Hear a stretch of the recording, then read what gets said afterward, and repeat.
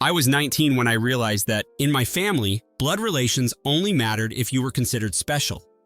My parents always made it clear they had high hopes for me, but they never hesitated to broadcast my brother's accomplishments louder. As far back as I can remember, they gave him preferential treatment. His birthdays were bigger. His personal needs came first. Still, I tried to assume it was my imagination. Sometimes parents lavish attention on the squeakier wheel, or so I told myself. I wanted to believe I was loved equally. Then, one day, everything changed. I discovered that the money designated for my college tuition had vanished, and it turned out I was not imagining it at all. I confronted my mother first, figuring she might give me a gentler explanation. She only looked at me with pity. "We needed that money for something your brother was lacking," she explained, as if I were a child. When I asked what necessity trumped my education, she rolled her eyes. She didn't want to say it outright, but I pressed. Finally, she admitted that the funds went to help finance a new car for my brother. Apparently, his old one was unfashionable, and the prestige of our family was at stake. I could barely believe it. My college fund, which I had saved for years through part-time jobs and scholarships, was completely gone. All because his car wasn't trendy enough. Maybe if we had been wealthy, it wouldn't have stung so badly. But we weren't, and every penny in that fund was crucial.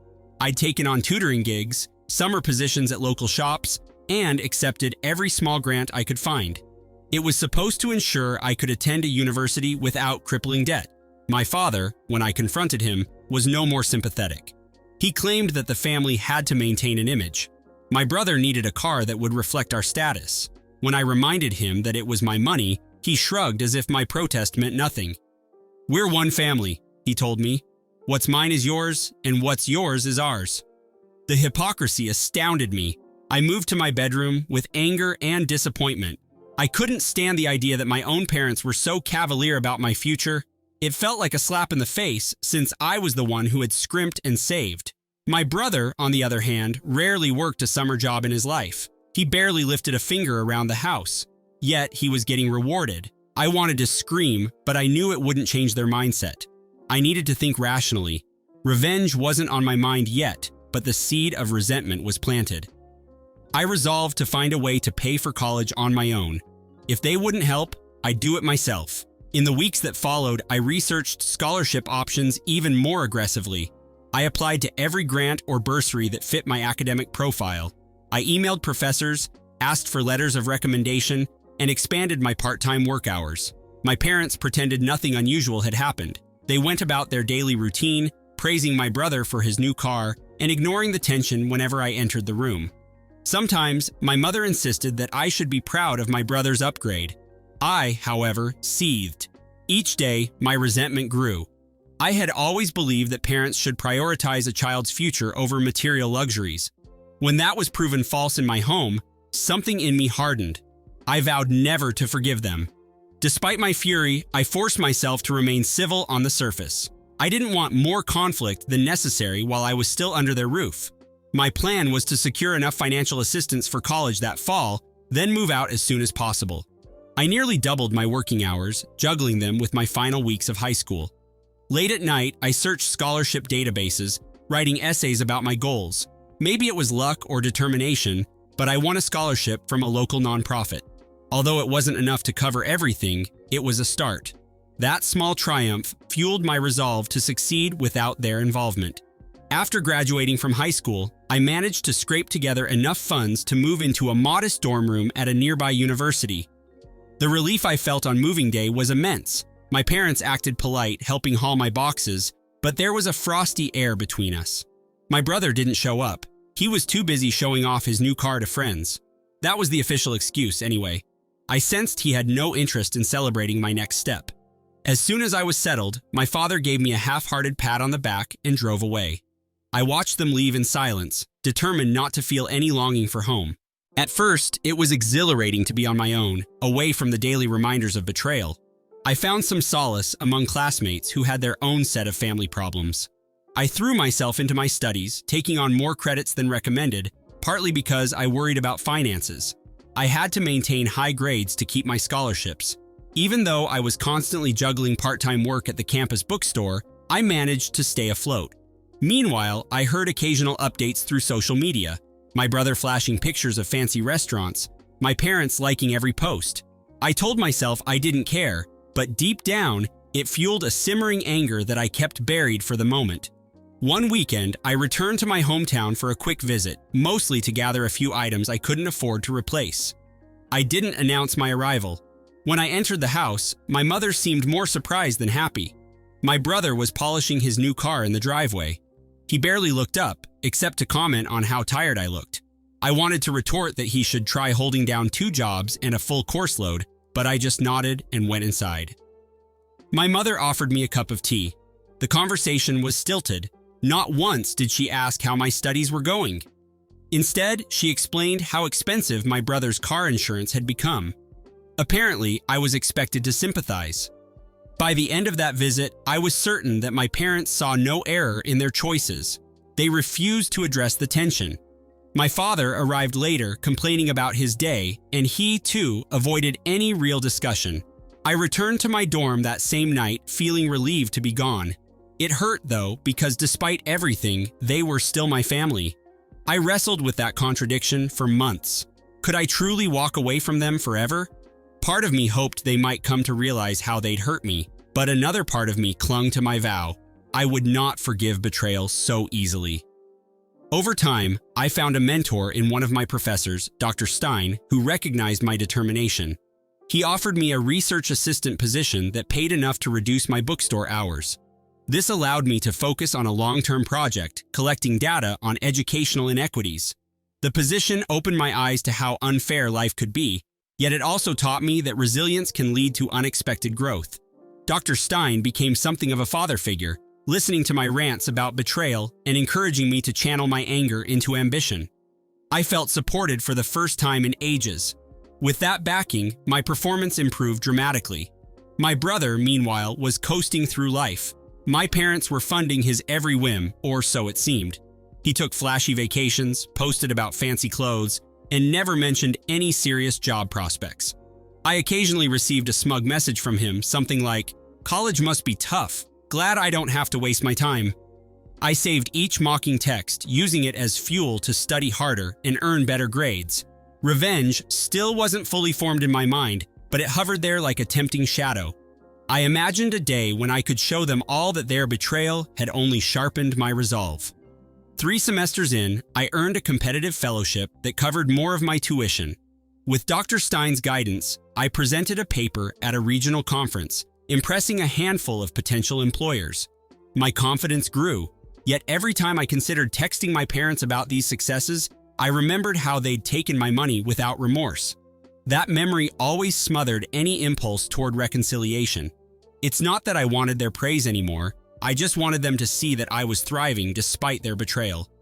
Still, I resisted the urge to engage.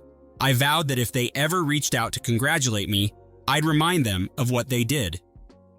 My final year arrived. The pressure intensified, but I thrived on it. I had a roommate who became a close friend, Adrian, someone who understood my complicated feelings about family. Adrian often told me I'd regret holding a grudge, that no victory would ever feel complete if it was fueled by bitterness. I respected his honesty, but I knew the wound was too deep. Whenever I thought of my parents, I saw the image of my brother's new car and remembered how they deemed my education less important. I didn't share Adrian's view on forgiveness.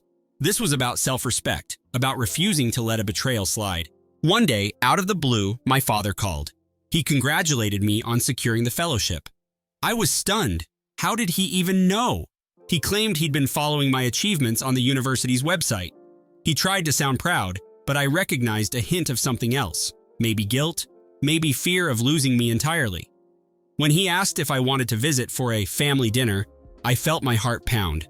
Part of me yearned for a normal family experience. The rest of me was angry that it had taken them this long to acknowledge my hard work. I told him I was busy, which was partly true, and hung up. A week later, my mother sent a text. "We miss you. Let's talk." I found myself staring at those words, unsure how to respond. Did they miss me, or did they miss having the illusion of a perfect family? My brother's social media still boasted about carefree parties, with no sign of personal development. I suspected my parents were finally realizing that his superficial lifestyle wasn't something to be proud of. Perhaps they saw I was on a path that might lead to genuine success. Still, a few texts weren't enough to erase what they did. Dr. Stein invited me to dinner at his home when he heard I'd be spending Thanksgiving alone.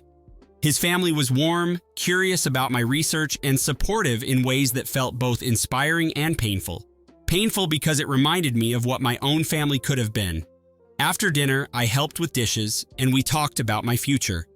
He encouraged me to apply to graduate programs. The thought excited me.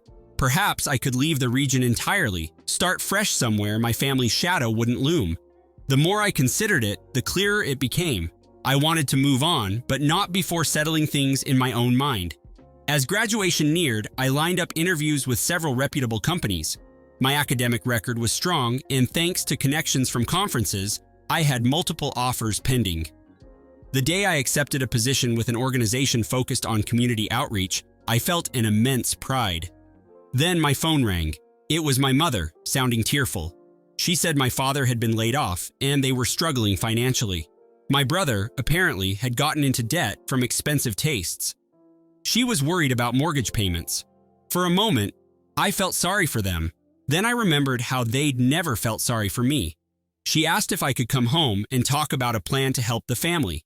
She noted that I was so good with finances and might have solutions. I nearly laughed. My solutions involved working multiple jobs and sacrificing leisure to build a future. They never cared about that before. Yet, a part of me wanted to see their expressions when they realized I wasn't their bailout. So I agreed to come home that weekend, though I warned her that I had no extra funds to lend. She said that was fine. They just wanted my advice. A small, vengeful flame flickered inside me. When I arrived, I saw the shiny car my brother once bragged about. It now had dents, a cracked bumper, and overdue registration. Inside the house, the atmosphere was grim.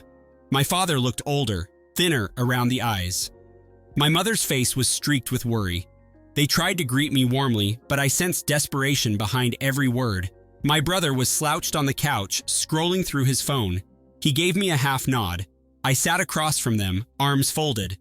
My father explained his layoff, how their savings were nearly gone, and how my brother's debts had worsened the situation. He said they needed a plan. I listened quietly as they poured out their troubles. They asked me about consolidating loans, about dealing with creditors, about what to sell. My mother looked at me with eyes that pleaded, as if she expected me to swoop in and fix everything. At one point she said, "We always knew you were the smart one." That comment nearly broke my composure. I remembered being a child, hearing them praise my brother's every minor achievement while treating my ambitions as mere afterthoughts. Now that they were in crisis, it was convenient to recall my abilities. When they finally paused, waiting for my input, I calmly explained the basics of budgeting. I told them how to cut unnecessary expenses, how to negotiate with credit companies. Then I told them about local community resources they could approach for advice. But I made it clear, I had no intention of handing over any money. My brother scoffed, muttering something about how I'd become selfish. My father looked wounded. My mother began to cry. I almost felt bad, but then the memory of my stolen college fund shoved that pity aside. "I'm sorry," I said, and meant it only a little. "But I worked hard for everything I have. I can't bail you out." The tension in that room was suffocating. My father tried to invoke family unity. He said, "We have to stand together." I looked him in the eye and said, "When I needed you to stand with me, you spent my education money on a car.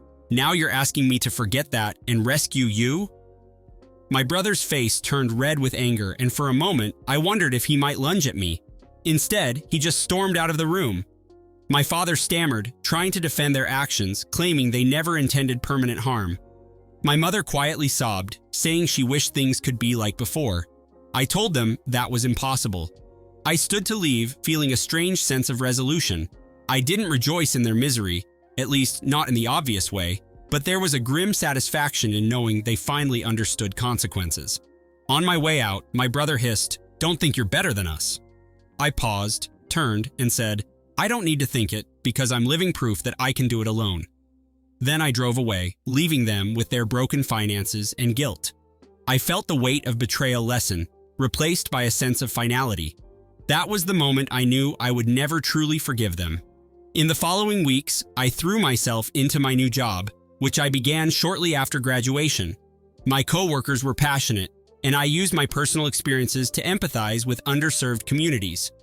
I discovered that helping people who genuinely wanted to improve their circumstances was healing.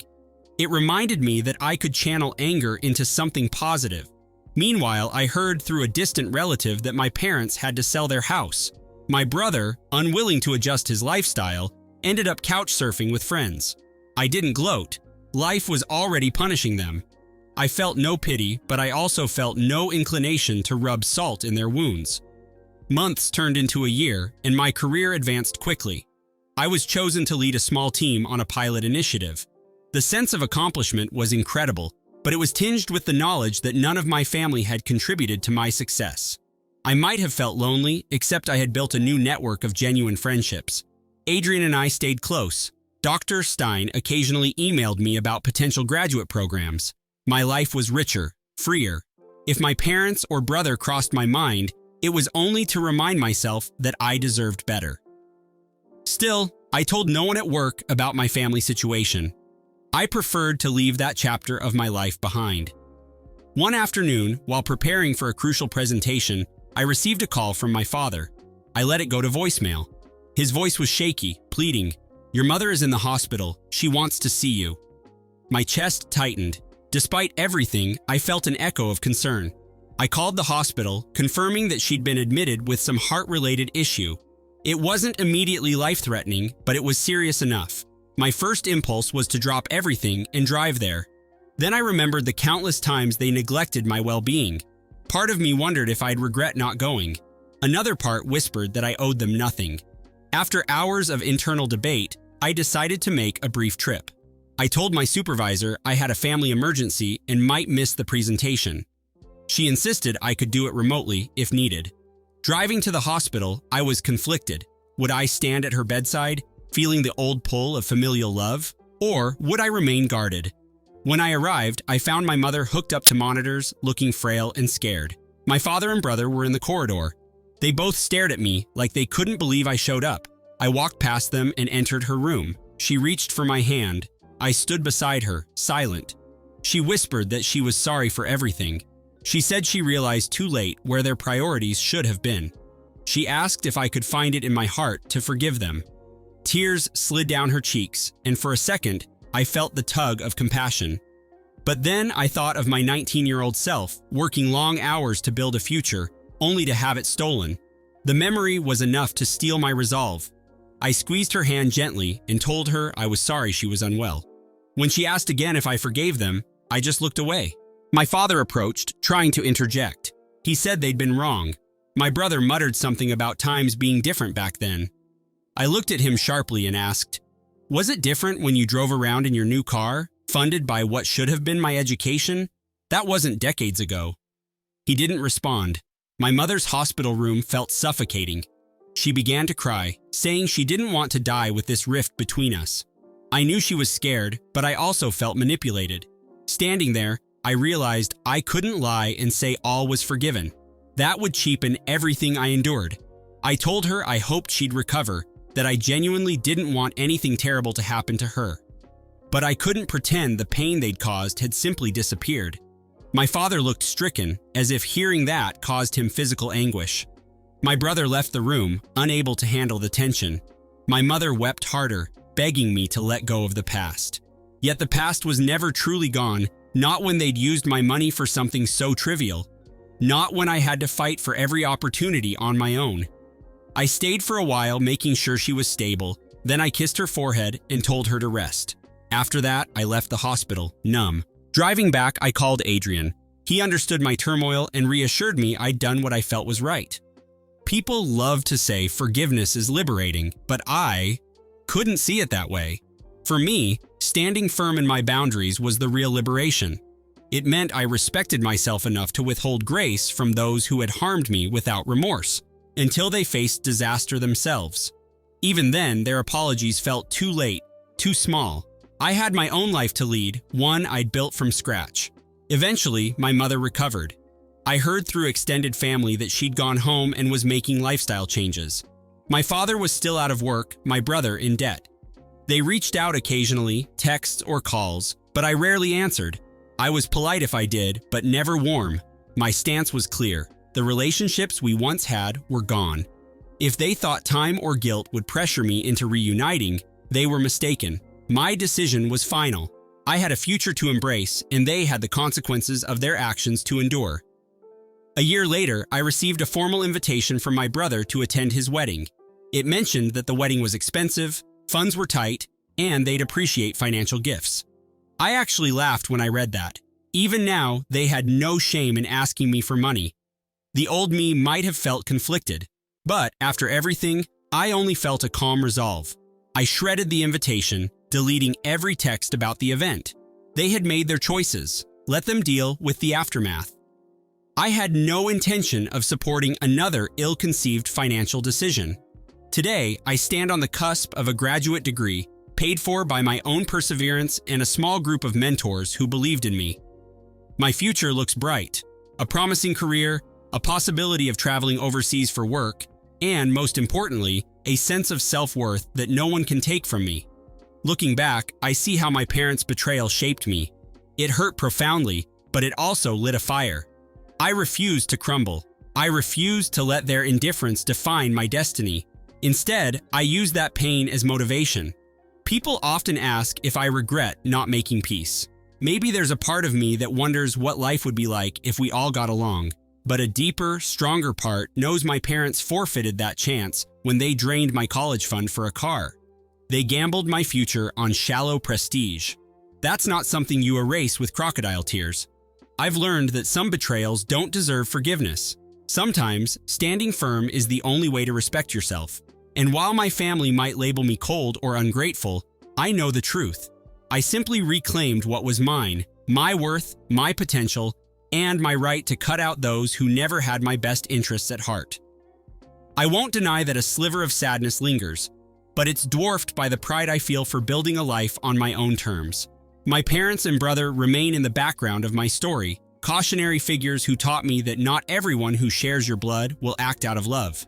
I faced betrayal, endured it, and came out stronger. That is my victory. If they ever truly change, maybe we'll speak again. Until then, I owe them nothing. And that, more than anything, is what sets me free.